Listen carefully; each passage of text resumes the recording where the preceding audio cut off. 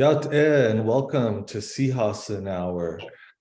Thank you for joining us today. It's a beautiful Wednesday afternoon, and we have some very great special guests with us today.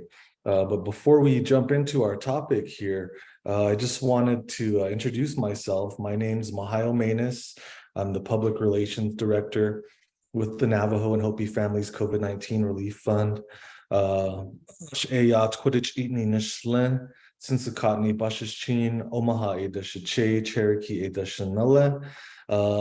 here every Wednesday, and it's been really nice to be welcoming our special guests during Native American Heritage Month, and for the past year or so, to kind of explore these issues that face our community members, and also to highlight the innovative thought and pathways that our tribal members are taking. Before we jump into our topic today, for those of you who might not be aware of this, the Navajo Nation has elected new leadership in yesterday's election. And we just wanted to congratulate all the candidates that were running for elected office, and all of the winners who came out on top, or who led successful campaigns today. It's quite an undertaking to run a campaign, to be an elected leader. And for those of you who were elected into your positions, we look forward to your work on behalf of our nation, to keep our nation moving forward.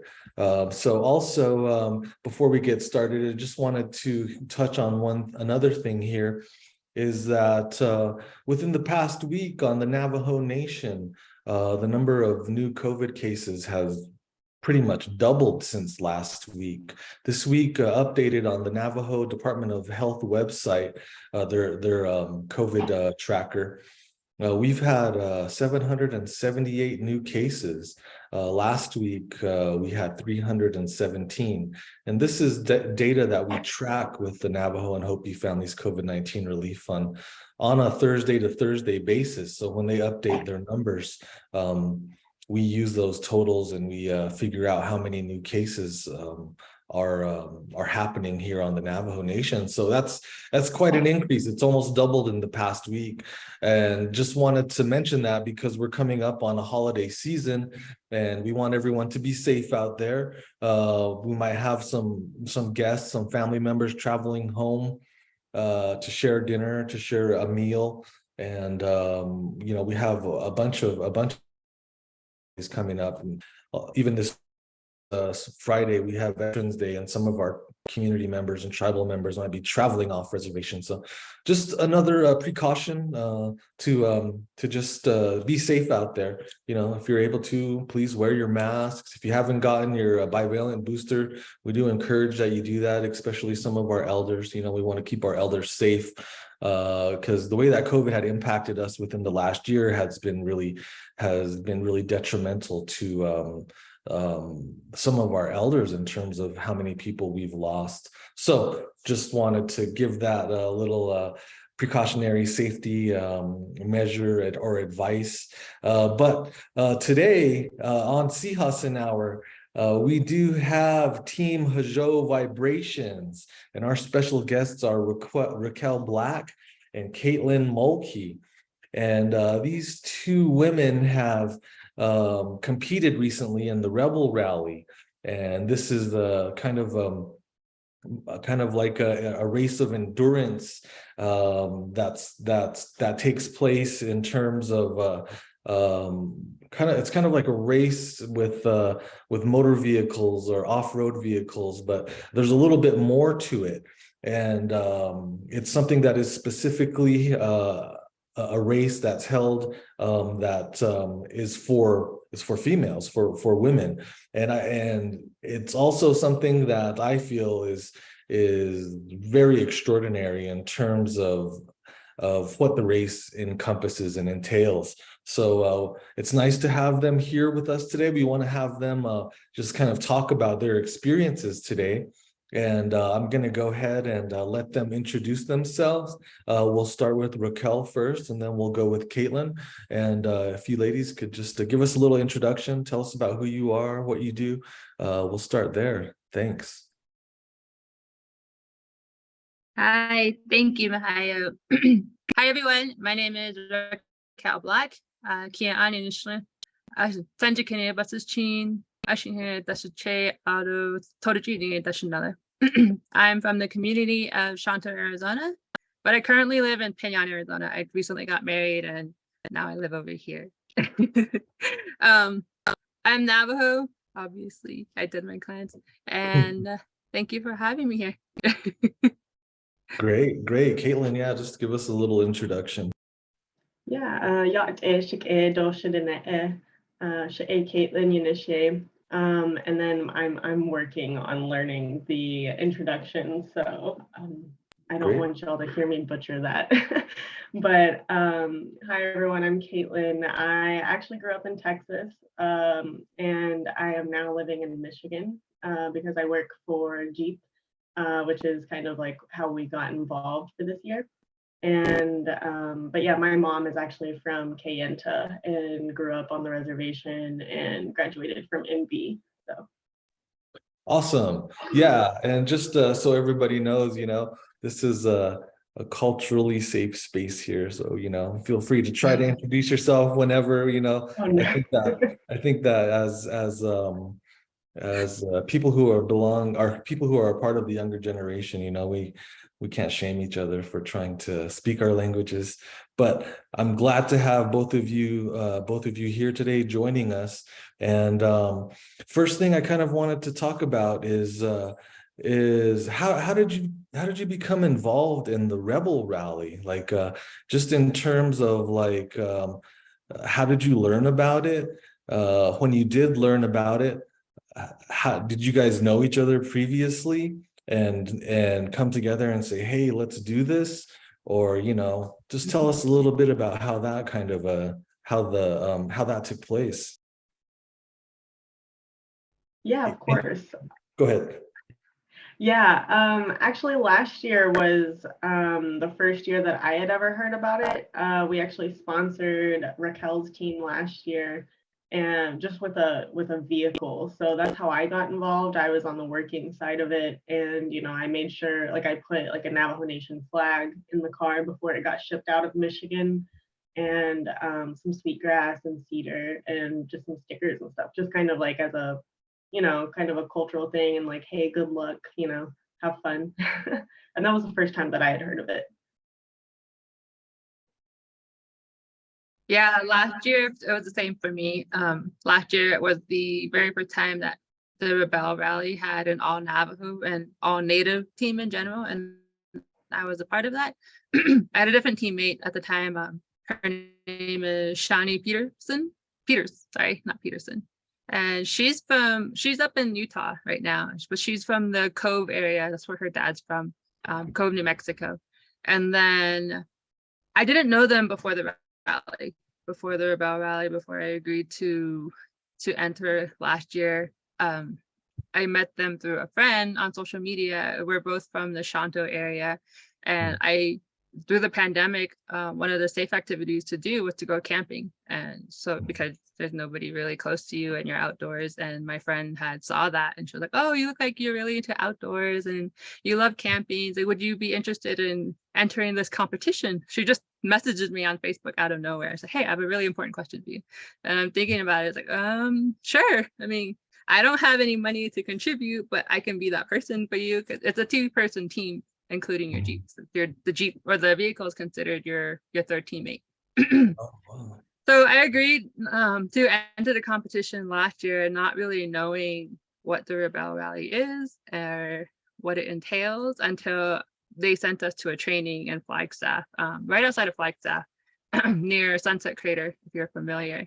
And we had a training weekend that weekend, and that's when I learned, like, okay, this is a little more than what I thought I signed up for, but it's a really, really, really great experience. And that was just last year. This year, I had met Caitlin for the very first time in person 2 weeks before the Rebelle competition. And that was in early, like middle of September this year. We met in Moab, but we did meet virtually, like over emails. Caitlin helped us with a lot of the logistics of getting the Jeep out that they sponsored for us, and then for us returning the Jeep to actually help coordinate all of that. And I think we just kept communicating from there. We connected on social media, and I wasn't expecting, I don't think either of us were really expecting to be in the rally this year at all. No, not at all. Came up last minute again. Yeah. Yeah. Another thing about this and last year, it was only a couple of weeks or a couple of months notice. Yeah, this year we had 6 weeks of prep. So just kind of an opening came up, and Jeep asked both of us if we wanted to do it, and like we'd only known each other virtually. It's funny because like we connected on social media, and Raquel of course knows some of my cousins. So but yeah, it was a very good partnership, especially for like such short notice. Like it worked out really well. So in terms of the Rebelle Rally, is it something that you have to like compete to enter for, or how do you get selected to participate? Is there any criteria for that? No, not really any criteria.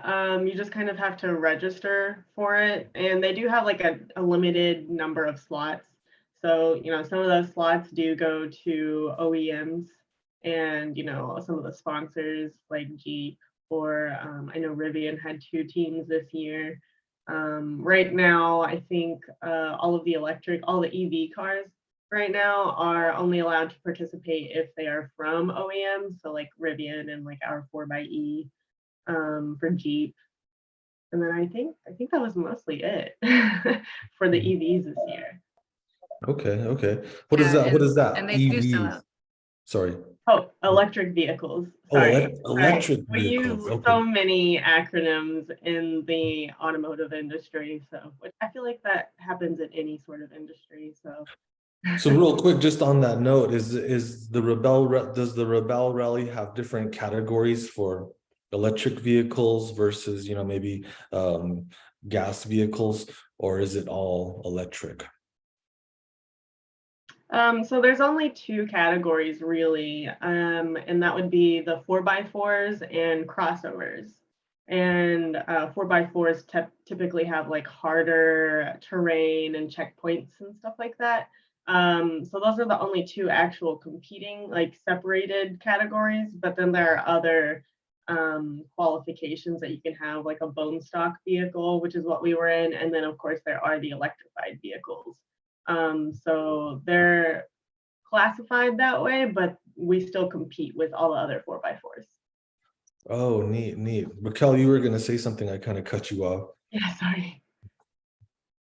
No, I was just going to say that they do have like the EV category, and then Rookie of the Year category. So different categories where you're able to win awards at the end of the rally. But they, like Kate said, that there are really only the main 2, which is the 4x4 class, and then the crossover class, which is the all-wheel drives, like Subarus or Kias, and the 4x4 would be the more traditional vehicles like the Dodge, Ford, Jeep, Toyota, the bigger and longer wheelbase vehicles. Mm-hmm.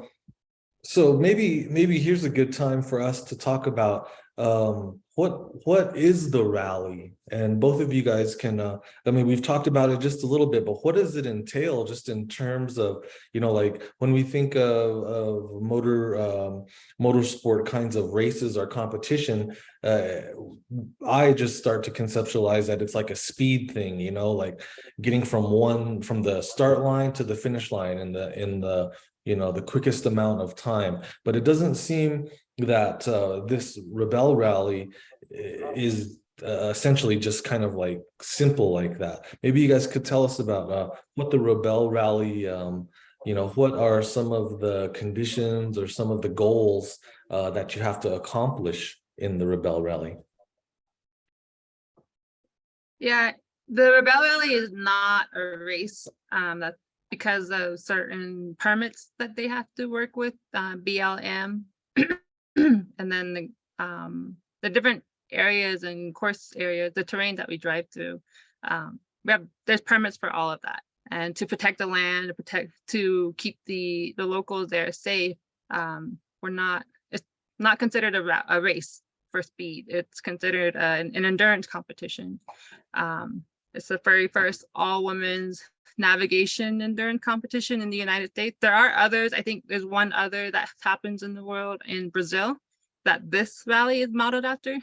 The creator and owner of the rally, who is Emily Miller, she's the one that created it and put the whole competition together. And what it is the competition between all the teams is for each of us to navigate through these different courses that the coordinators put together using only our map scales, our map themselves, a compass, and any type of calculator that's not connected to any type of cell phone service or Wi-Fi service. So it's all by like calculations on paper and in your mind. And we were without our phones for 9 days and with no connection to Wi-Fi, laptops, or no connection to work, which is a nice thing.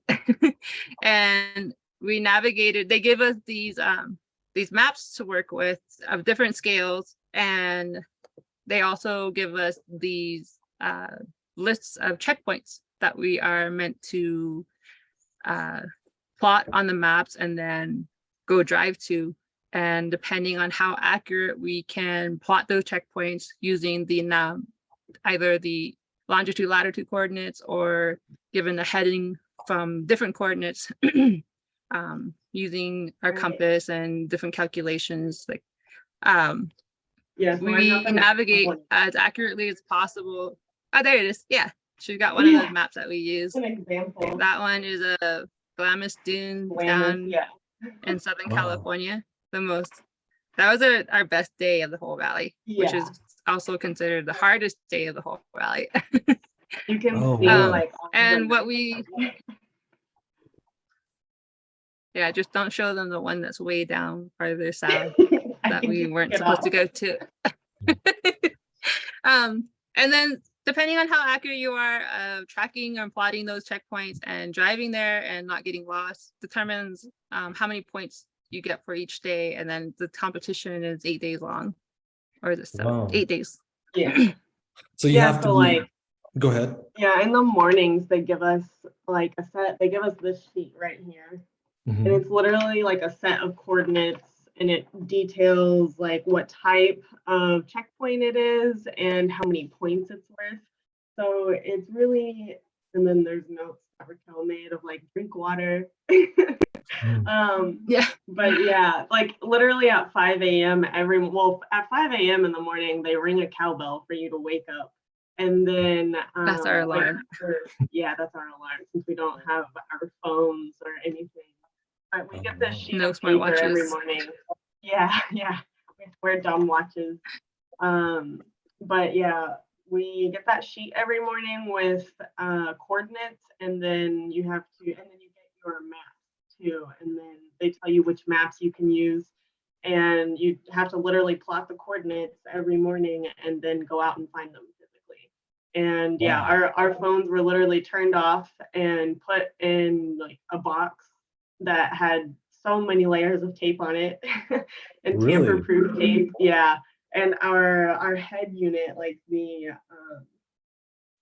screen that you have in your car, that we have in the 4xe, was taped over because you're not supposed to use navigation tools whatsoever. So all we had were these maps that they gave us, which I think was like probably ended up being like 16 total maps or something this year. But you just get maps and coordinates. So wow. Well, one thing that I like about this is taking the cell phones away and putting them in a tamper-proof box. I'm gonna do that with my own family, and we'll have a little Rebelle Rally just for a week in our home. No, I'm just kidding. But that nowadays we're so connected to the internet and Wi-Fi and broadband, and it's actually a necessity, in terms of how we work, how we go to school, any of those things, that it just seems so normal for us to always have a cell phone in our hands. I think kind of disconnecting and turning those things off, and being able to kind of see and explore, the terrain and the landscape. That sounds like kind of an ideal situation. The thing that seems daunting to me would be having to navigate a map without any kind of like phone assistance, GPS assistance, and to just kind of have to read the coordinates, maybe to use your compass and get from one place to the next. Now, as I understand it, there's different levels of checkpoints as well too, and I'm not sure if this is something that applied to the race that you guys were in, but it does also seem like in terms of some of the checkpoints, some of them are marked with like flags that are very visible, and then maybe the next checkpoint or a harder checkpoint might be like a flag that's less visible or something, or a post, and then no post or no flag. So in terms of like I guess adapting to getting from one point to the next, Raquel probably had a little bit of experience from participating the year before, but how is it that you guys were able to, I don't want to say adapt to that, but how did you get comfortable with your direction? How did you get comfortable looking at those maps and just saying, okay, I kind of have an idea of how we're gonna move today and what directions we're gonna go? Yeah, I think being a part of the rally last year for my rookie year definitely helped us this year. Mostly in terms of knowing what to expect. I think the scariest thing of the rally for me last year was just not knowing what the rally is and what to expect. We moved each day kind of slowly and cautiously. It's like, okay, like what's gonna happen today? Are we gonna get in trouble? Are we gonna roll our vehicle? But it's a really, really safe environment that the rally coordinators set up for us, as long as you play by the rules. They are the owner and main coordinator. Emily always tells our whole group, she does briefings every morning with us, and she always stresses safety. That's the number one thing she stresses. She says that your navigators can get you lost. I was a navigator. Each team has a navigator, a designated navigator, or both teammates are considered navigators. She'll say, Emily Miller will say that your navigator can get you lost, but your driver can get you killed. So she makes sure she stresses speed limit. She makes sure she lets us know of any technical areas where it might be really, really difficult to navigate through in terms of technical driving and off-road driving. And the way it's designed is that you don't have to go after each checkpoint. If you don't feel confident and safe and sure that your team is going to be able to get to that checkpoint safely and back on to the next checkpoint, she advises for us to completely bypass it and just move on to what we can do. So stick to your strength and stick to your, what does she call it? Drive at your strength. So she has a term or a phrase that she always tells us. Yeah, something about driving your ability or something like that. Something along those lines. Yeah. So don't try to overdo any type of technical driving that you're not completely sure, and making sure that your teammate's safe and your vehicle's safe, because if your vehicle's not running, you're automatically out of the rally because you don't have anything to drive. Oh, wow. So I was able to let Kate know. Yeah. So I was able to let Kate know and like what to expect, except for the marathon camp. I completely forgot to let her know about the marathon camp. And that's a funny story too. But I think our main goal was to set up goals, I guess, for each day, and then for the rally in general. Last year, I think because I was a rookie, I didn't know what was going on. We just went about each day just trying our hardest to do what we can with what time we were able to do. This year, we got a little more technical with it. We made a goal not to get any, what's the word? Wide misses. Wide misses, or what's the word am I looking for? Penalties. What's the wide miss? Penalties, yes, sorry. Mhm. Our goal was not to get any penalties. So the very first day of the rally, we did get a couple of penalties, and it was really disappointing. But from there on, like, we had no penalties for the rest of the week. So that was something that I think really pushed us forward in terms of ranking for each Mhm. day. Our first day was kind of rough, but we were able to adapt and communicate and to set up a game plan for the next day. And then the same thing happened each day. Like, each day had its highs, each day had its lows, each day had its wins. And we learned from all of our losses and all of our wins. And I think that's what really, really put us in a good place throughout the whole week. And we just got better each day. Sadly, by the last day is when we were on our top performance. Oh, wow. Yeah, we figured it out by then. Yeah. Well, how We're would having you issues be, with our compass.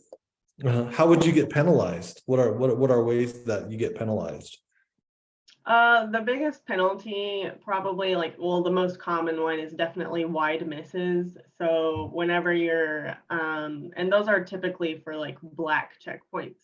Mhm. So as you mentioned earlier, there are different levels of checkpoints. And on this page here, not sure how well you can see, but you can see the different colors, right? Yeah, Yeah, yeah. so like we have, like, the green checkpoints are worth the most amount of points. And those are mandatory. So Mhm. but you have plenty of time to get to those, and there's only like 4 or 5 of those a day. Mhm. So really you want to go for blue checkpoints as well, and some of the black ones. The green checkpoints have a big flag, a big green flag, and an officer or like a staff person there. And Mhm. then the blue checkpoints either have the same blue flag, or there will just be a blue stick there. Mhm. So sometimes it was really easy to find, and sometimes they were like kind of difficult, because sometimes if it was just a blue stick in the ground, like literally it's like this high off the ground. Oh, So it wow. would be like, Like 3 feet. yeah, so like sometimes it's behind a bush or something. And then in the dunes, it was actually really hard. Like, you're like, oh yeah, I can find a blue stick in the middle of the desert. But it was like, sometimes they would be on top of a hill, and it's like, is that a stick up there? It was really hard to see. So Oh, wow. honestly, like, those were really fun. And then of Uh-huh. course the black checkpoints are literally just a set of coordinates, and there's no markers or anything. So you just kind of hope that you're there. And at least with those, though, there is like a grace period kind of thing, where like there's a certain radius that you can get within. And if you're right on the dot, then of course you get full points. But the further out you get, it goes to like 0 points. There's a 0 point range, which we got a few times. And I Mhm. will take over a wide miss, because the wide misses, so if you're outside of that range, or if you're not at a checkpoint at all and you're Mhm. just lost and you're like, I need my coordinates to figure out where I am, those are considered wide misses, and they're 10 points penalty, which is actually kind of a lot, considering like some of these checkpoints are only worth like 5 points. And then like a lot of the blacks are worth 5 points. And then a lot of the greens will be like 20. Yeah, 20 points. So when you guys were looking at these topographical maps and trying to, interpret the coordinates or get through, would you be able to kind of correlate the landscape around you and looking at the map to kind of see like, oh, okay, I feel like I'm in the right direction in terms of something like a checkpoint, like maybe one of the ones that has no marking. How would you know, like the other ones that might have, a stick or a flag? Obviously when you get there you can say, okay, well, I actually made it. But something that doesn't have a marking, and to kind of just go on feel or the assumption like, oh, okay, this must be it, and to kind of keep going. But I guess the point that I'm making is like, looking at that map and kind of saying, okay, well, this kind of seems like the area that I should be in. Were the maps, I guess, helpful in terms of finding checkpoints that didn't have markings? Yeah, as a navigator, it was my responsibility to correlate our physical location with our location on the map.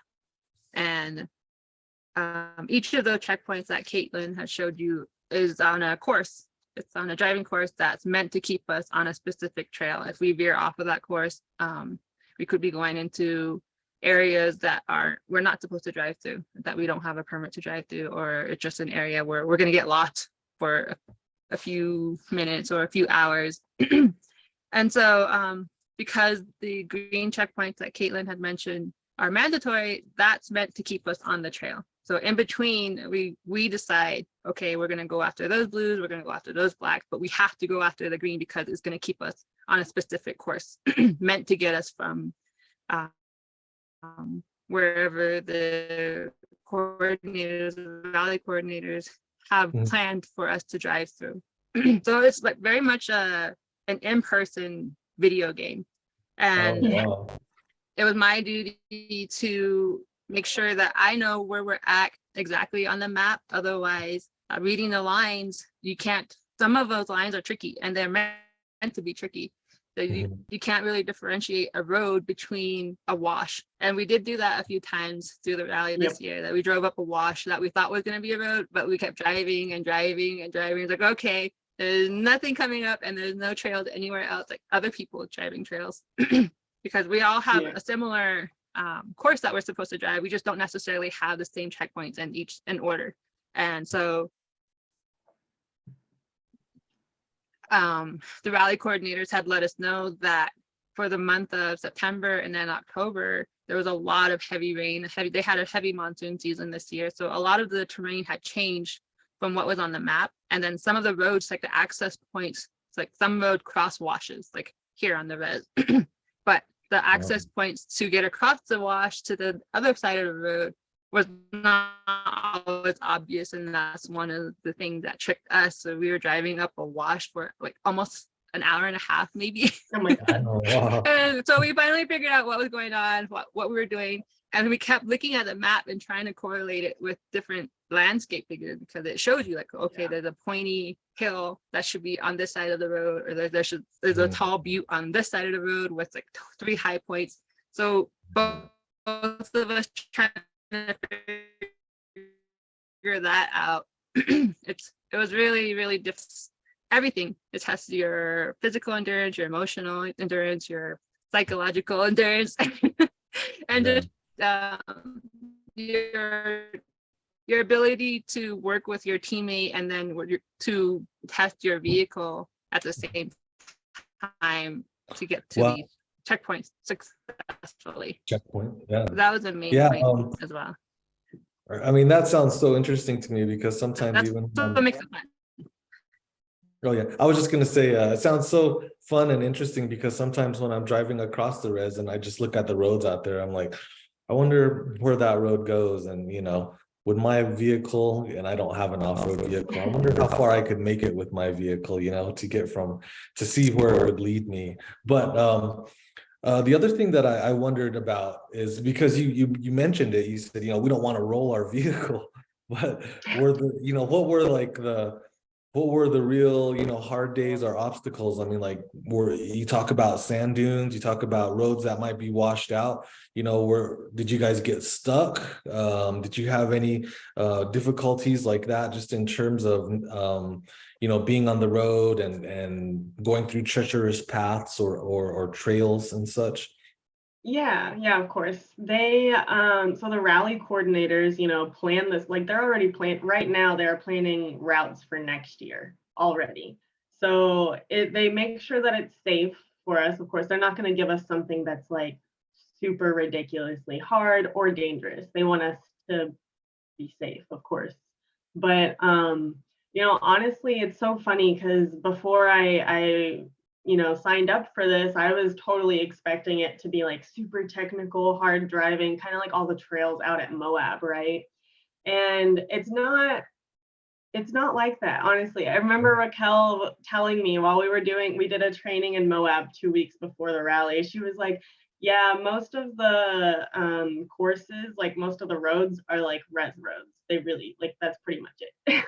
There were Oh, like a few places, of course, there was one spot on the entire rally where Raquel actually had to get out and like spot me and like tell me where to, like which direction to go, because it was kind of in a little ravine and it had gotten really washed out. And it really wasn't bad. It was just the fact that I could not see where I was going physically down.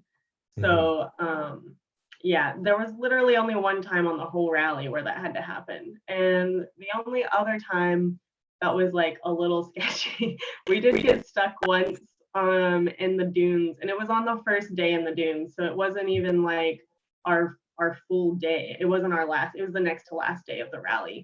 And I felt really dumb because I had gotten us stuck. And it was literally like all four wheels were fine. I had just like crested over the top of a dune and it was so steep and I couldn't see over it, so I stopped at the top and it literally got high centered.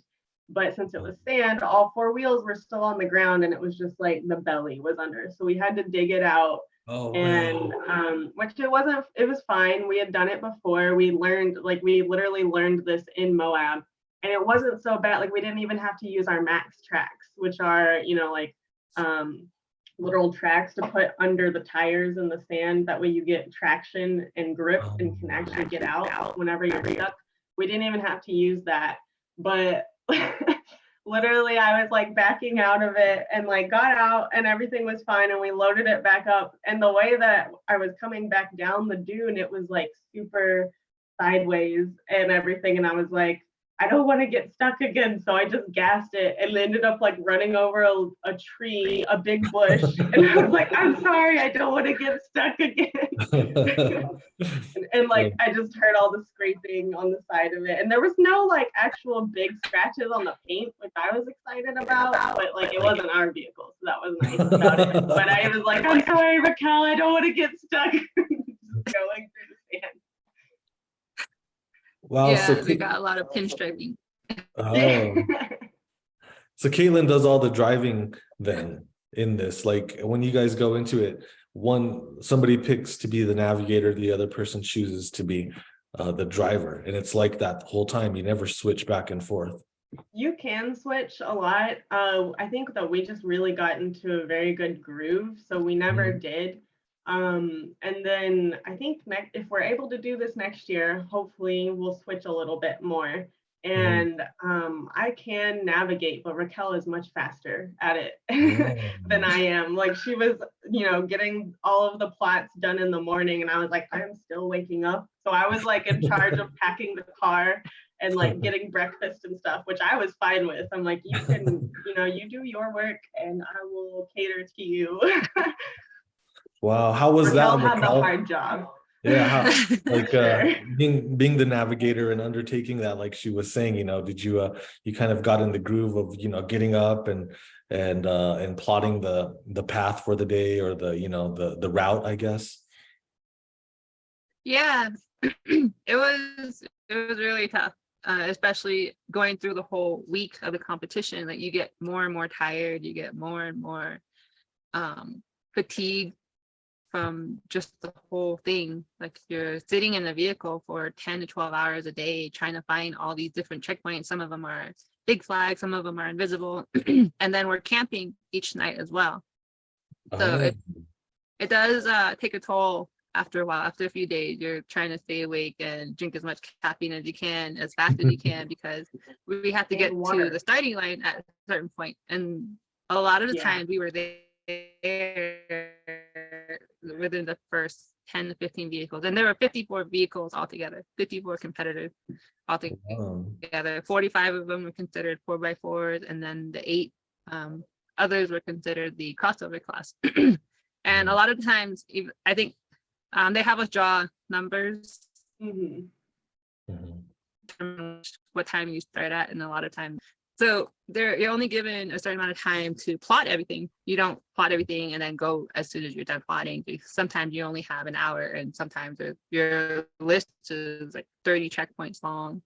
and you're barely awake an hour before, and there's all this commotion and it's cold and you're trying to use your headlamp and focus on there, and your eyes are still trying to adjust to everything. So it's a lot going on.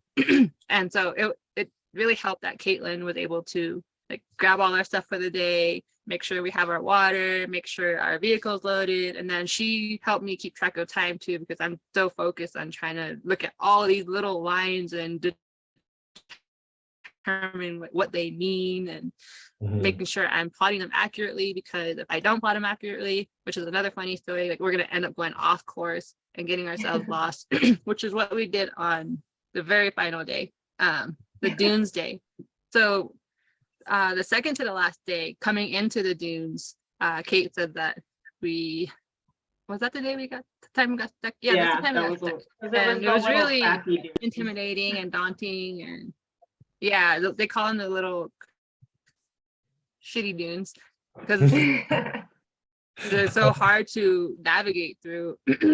And then the easier dunes are actually the big massive ones that you see the surfing around them. So we're at a checkpoint and we're driving back and forth and back and forth, and each of the checkpoints have an opening time and a closing time. So there's a time frame that you have to get there in order to be able to get those points. And we were trying, and I think we were one of the first ones that day. So we had to get that checkpoint and then immediately get to base camp to check in for the evening. Yeah, we were like third that day. Oh, wow. I don't know what was up, but we kept, if we do this next year, Raquel's not allowed to draw the numbers anymore because she always gave us the early spots. Yeah. Yeah, I did that. I tried not to. I'd rather do that than and let us sleep in a little bit. That's fun. So we got really, we got really discouraged that last evening, first evening in Glamis Dunes, and the next morning we'll just do what we can with whatever time we have, and we did really, really good actually on the last day. We tied for third place for that day with the top, like the big heavy hitters, like Nina. She was the champion for the whole rally. And one of the things that happened that was funny that day is I plotted one of the coordinates completely wrong in a completely different area. And there's a canal that goes south of the big dunes. And we were way down there, trying to find a blue checkpoint that we could not see while we're watching everyone on north of us, like at least a half mile north of us, going back and forth. And the whole time Caitlin's saying, there's nobody over here, there's nobody around, are you sure we're supposed to be over here? And I triple checked the map. Like, yes, it's supposed to be right here. We're right here. And then Caitlin, I give the map to Caitlin, that you look at it, and she looks at it, and she looked at the coordinates like, this is 3 minutes off. And 3 minutes doesn't sound like a lot of space, but it's way, way, way, way off. At least a half mile. I looked it up. There's a calculation that you can do. 3.5 miles off. Oh, wow. So I plotted we realized 3.5 miles off, and before we clicked anything, before we timed out most of all, and we completely booked it north of us. We made almost a straight beeline. We found our checkpoint and we were able to move on from there. But we spent a good almost 2 hours just trying to figure that out, and it was ridiculous. And like there was a lot of that happened for other teams. Yeah, true. So I despite that, like we still ended up having like the best day and having so much fun. I know I had fun driving in the dunes. They're a lot of fun. So I was definitely having fun that day. Cool. Well, yeah. And do you think that like driving through all those areas? Okay. Good. No. Oh, I was just gonna say I'm on a Rebelle you think Rally that driving myself, through all those areas, like you see the pictures.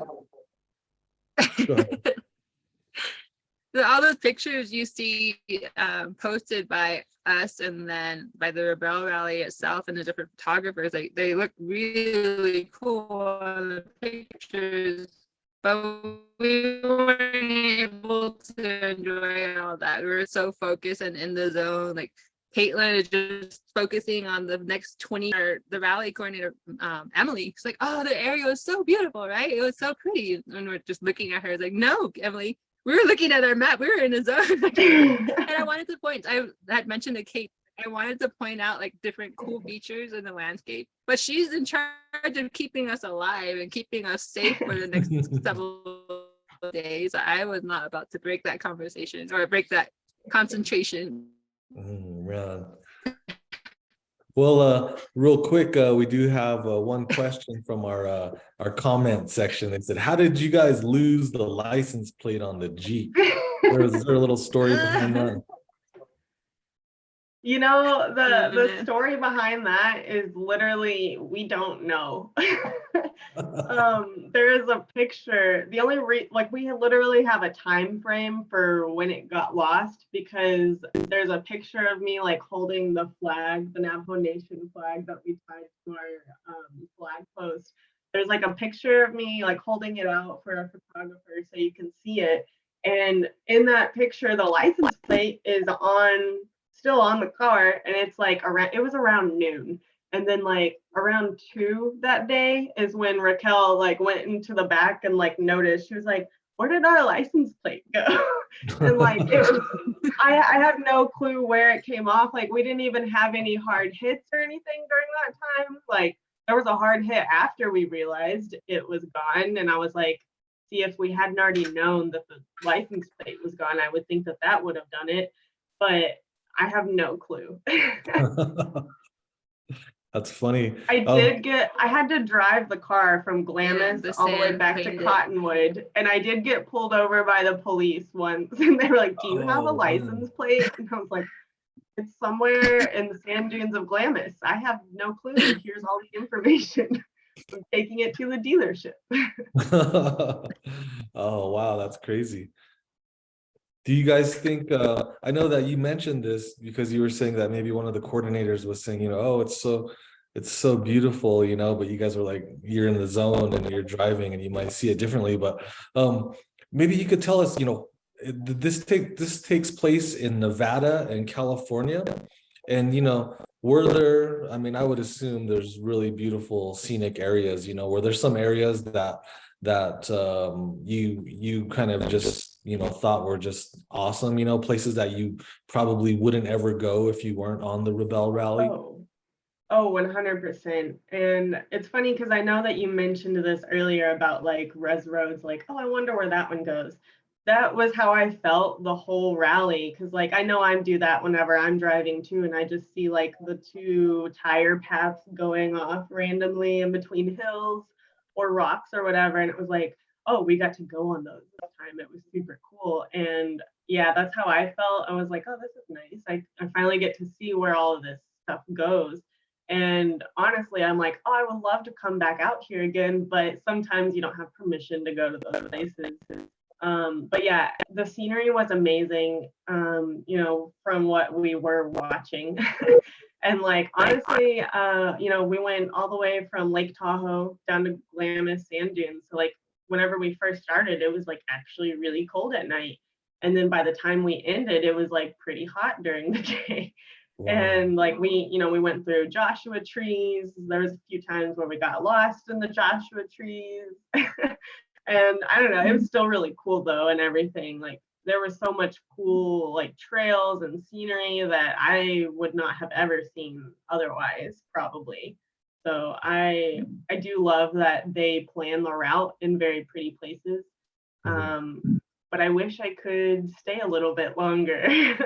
Yeah, totally. What about you, Raquel? Were there places that you thought were kind of just breathtaking in terms of landscape? Yeah. So most of them are public lands. So the rally coordinators had to seek permits for all of us because there's over 100 participants, and then on the staff side of it. So they definitely have to do a lot of coordination to get that many people to go through the area. Oh, And then a lot of the areas are also private lands. So there's a lot of ranchers in Southern Nevada and Southern California area along the border of Nevada, and which is where we drove a bit this year and last year. And Emily Miller, she did a lot of work and a lot of networking to be able to let her take the group through those areas. Last year, and now she said that some of those trails that we drove on, there hadn't been people driving on them for almost 10 years.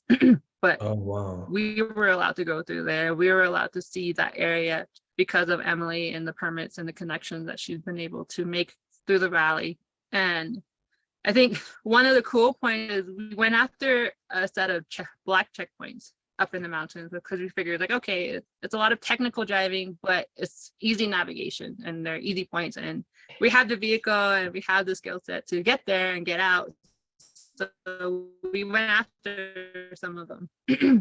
And one of them, we were literally really, really high elevation. You could see into the valley on both sides of the range, and it was so pretty. You could see all the aspen trees changing their colors of their leaves, and then all the vegetation with all the rain that they had gotten in the last few months of the monsoon season this year. That's really gorgeous.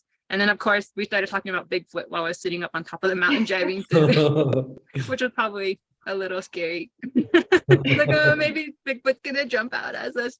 We got to get out of here. But yeah, it's definitely really breathtaking. But at the same time, some of those areas are really close to this landscape here on the res on Navajo. And I think my husband Jonathan brought this up, is that we are used to the vastness of this area here, the huge canyons, the huge valleys, all the mountain ranges. We're used to that. And some of these competitors come from overseas. They come from the East Coast. They come from Florida. Versus some of them are expert trainers and off-roading. Some of them are just are engineers. Some of them work for their respective vehicles that they were driving, like Rivian, like Caitlin works for Jeep. And so the rally is designed for all different skill levels, and it's meant to challenge you no matter how much expertise, how much training you've done, which is a really cool point that Caitlin and I were able to place 9th, and we only had trained for 2 weeks, or actually practiced for 2 weeks, and we're able to get ready. So that was really, really interesting too. So having placed 9th and, kind of developed that camaraderie between you two, somebody's navigating, is on point navigating, the other one is kind of getting the car ready for the day. Do you guys feel like this is something that you'd like to try again? Are you making plans for 2023 to have Team Hozho Vibrations, enter the Rebelle Rally again? Yeah, I think we've both said to each other we would totally team up again and do it again next year. It's just a matter of, convincing the company to give us another sponsorship. But yeah, it's funny because that they do call it a game, and it is kind of like a real life video game of it's like a scavenger hunt, and it is addicting. It's an addicting game because it's like we finally figured out what we were doing on the last day, and that was the day that we had the most fun, even though we still got lost on that day and lost the license plate. So we were having fun, and it's like, we could do so much better next year, with both of us being prepared. And I already have lists going of this is what I need to bring for next year and stuff like that. So just because, it was my rookie year, so I didn't really know what to expect, but I was just willing. I was like, yeah, let's just go out and have fun during the days. And then of course we made our goals and stuff. So I think it's definitely something that we're both interested in doing again. Awesome. Raquel, you feel the same? I do, yes. It is really addicting. I think my second time around, I felt like I finally understood what's expected of me and what I need to do. And it's just, it's a game against yourself. You're not really competing against other competitors. You're competing against yourself. You're competing against time, the weather elements, your tiredness, it's the test of a great big test of your endurance. And the kind of women that enter this competition that find it fun are the crazy ones who want to go 5 hours of sleep a night and drink like a gallon of coffee a day and just drive and see all this beautiful scenery and play this great big game. That's really addicting in that sense, because you're challenging yourself and you're working with this other person and you're figuring out this vehicle, this great big piece of machinery that's meant to go through these areas and you're testing it. And it's if you enjoy that, you'll enjoy the Rebelle Rally. Wow. Do you guys feel in some way or other that having participated, it's improved your driving, or it's improved, like your navigation? I mean, now you can rely on GPS, but I guess you could probably look at a map and go from one place to another out in the res with, a lot more accuracy, I guess. So would you feel it kind of improved how you drive and how you navigate? Yeah, definitely. I feel it definitely gave me so much more confidence to just be in a car alone with literally one other person who might not, and we're both of a background that might not be deemed, traditionally strong or whatever, right? Because it's an all-woman rally. And so it's nice being able to be out there, and it's like, wow, we can, we dug ourselves out, we got stuck. And it's like, it really gave me the confidence as far as like off-roading and, going places. And it is different being able to be like, oh, I could totally read this on a map. So that was the aspect that I liked, just the confidence part of it. Sure. Any thoughts along those lines, Raquel, just in terms of has it built any skills or confidence, just in terms of having participated twice now, Yeah, I definitely feel more confident reading topo maps and understanding like what I'm reading when you look at one. And then like Kate said, we finally figured out our compass towards the end of the rally this year. So knowing that and understanding what the rally is now after doing it twice, I admit last year when I was doing the rally, I questioned like what exactly is hard about this rally, because the other competitors were asking me if I was having fun and what I thought about it, and it was hard to gauge it because the area I'm from, that's what it looks like out here. It's rural, it's vast, it's daunting because there's all these different areas that you can get lost, you can get stuck, you can get attacked by predators. And that's the kind of area I grew up in, and that's the kind of area I live in. And to think that driving through your vehicle through there and navigating through there, it's something that would be fun. It's kind of confusing to me, especially last year.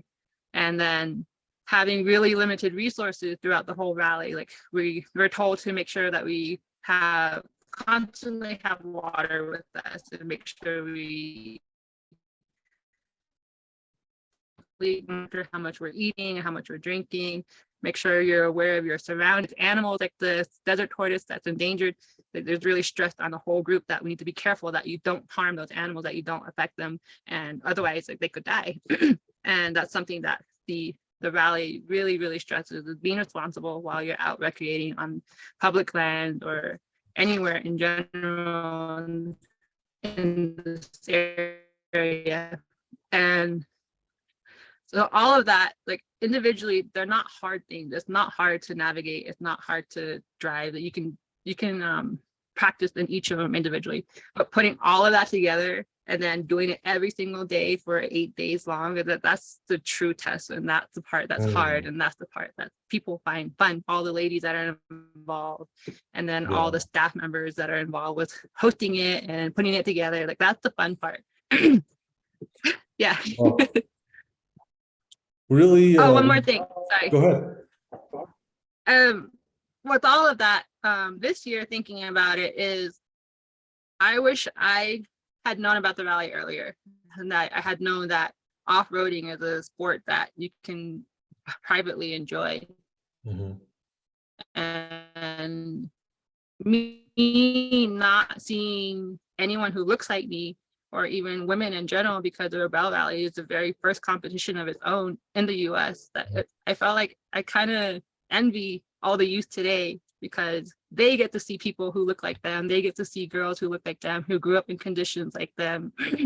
and challenging, like being a Native is hard. Being Indigenous is a hard life. And seeing as a kid, as a child, as a little one, I feel like they need to be able to see people that look like them and that are from places like them, that look like them. So let them know that there is all of that out there, and you have access to it, even though society or traditional, I guess, societal views tell you otherwise. Yeah, definitely. I told a couple of the photographers and the people that have interviewed that they need to be there. We need to be see our people doing really cool things and really different things from what we normally see on TV. Mhm. Definitely.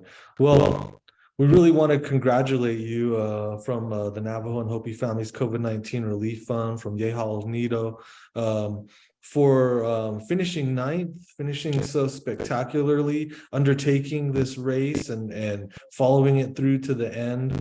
I think that as women participating in this, you're setting great role models for other women, young ladies to follow, because we don't have to be boxed in by traditional gender roles to say what we can do. And even in this race, it's probably not so much about gender, but more about challenging yourself, like you're saying, and the endurance and that you have to kind of undertake.